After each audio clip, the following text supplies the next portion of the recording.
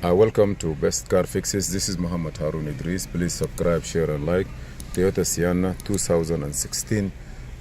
You turn the key on, the radio come on, navigation system come on, and it's stuck like this. It doesn't go anywhere. There is a lot of problems with this navigation system. One of the options that you need to do is try to see if the technical service bulletin has been done on it. There is a technical service bulletin on it.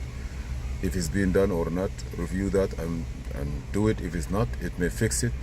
The next thing to do is to try to put the car in a diag mode, like while you're pushing on audio button or on power, one of the buttons, by turning the ignition, the parking light on and off 3 times or 4 times.